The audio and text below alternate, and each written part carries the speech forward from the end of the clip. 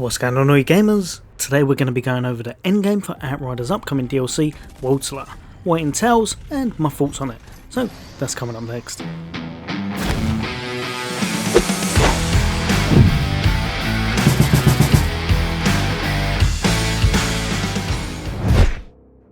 Welcome back everyone, as always, for all things gaming, for all things Xbox. Then why not hit that subscribe and bell icon? I'll bring you all the latest and greatest content, hints, tips, guides and builds, and just some fun gameplay and reviews of newly released games. But for today, we're here to take a look at the endgame in Outriders Worldslayer to see what it's all about. Now, the endgame activity for Worldslayer is known as the Trial of Gratar, which will be unlocked at some point during your new campaign playthrough, probably closer to the end. And we know now from the Outriders broadcast that it is closely linked to the natives of the planet Enoch that you're on, and the inhabitants in question are the Pax, which again will link to you unlocking 2 new subclass branches in your skill tree. This expansion will make you even more powerful than ever, which is perfect because this endgame activity looks like it could be quite challenging.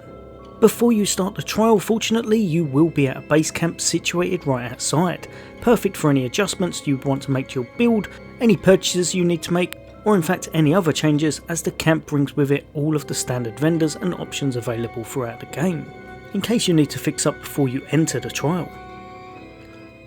You'll also return to this camp upon completion or even failure of the trial, depending on how it goes.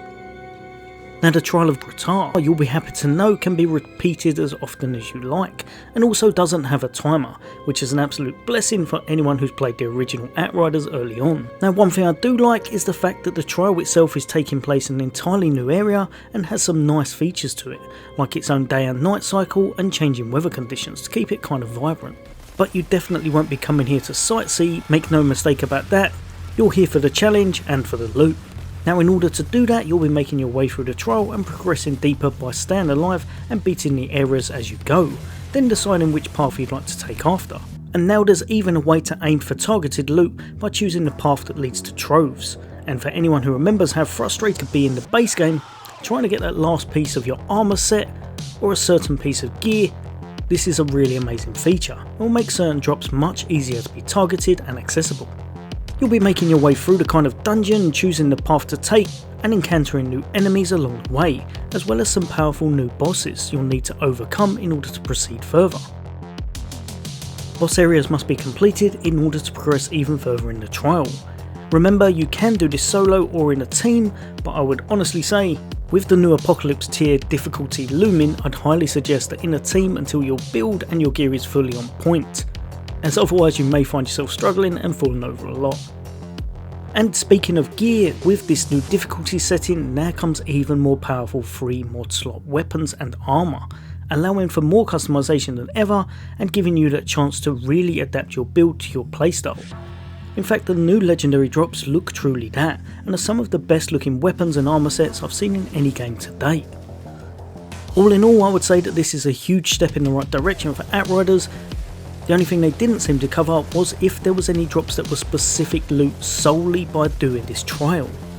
To me, that would make it even more enticing, but even if they've not, the difference between this endgame and of the base game, which was the Eye of the Storm, is definitely night and day. As with a good team setup, once you knew what you were doing and with some nice builds, you could complete Eye of the Storm in just over a couple of minutes, which to me was a little underwhelming and not true endgame activity. This DLC at least looks to rectify that, and the endgame looks a whole lot more challenging and fun and a nice way to earn rewards. Only time will tell, however, and with the game's DLC releasing in just over 2 weeks, we won't have long to wait until we truly find out. Let me know in the comments what you guys and girls all think about this. Do you think it's going to be a hit, or do you think there's going to be a few issues at launch, or will the price put people off? As always, for all things gaming, for all things Xbox, take care. I'll see you on the next day.